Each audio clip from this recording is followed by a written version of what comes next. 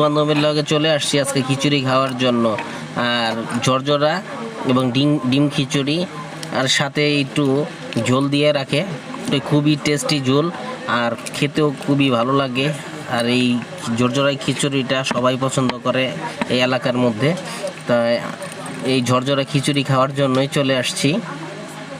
আর সালাদ তো সাথে রয়েছেই। আর খুবই একটা ফেভারিট খাবার যারা খিচুড়ি পছন্দ করেন। আর ঝরঝরা তো অনেকেই পছন্দ করে, আবার অনেকে করে না, কিন্তু আমি আবার ঝরঝরাটা ভালো পছন্দ করি। এই জন্য ঝরঝরা খিচুড়ি খাওয়ার জন্য ডিম খিচুড়ি বাস দুজনে চলে আসলাম। বন্ধুবান্ধব তো আরও আসার কথা ছিল, তো আমরা দেরি হয়ে যাইতেছে দেখে এই জন্য আমরা আগেই সালাদ দিয়ে ঠিক 2 প্লেট খিচুড়ি মেরে দিলাম। আর খুবই ভালো লাগলো।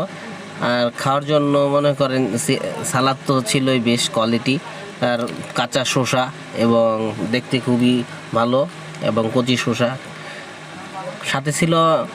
এই ভর্তা, তো ভর্তাটা পছন্দ করি নাই, তো এই দেখি ঝোলটাই খুবই ভালো লাগলো।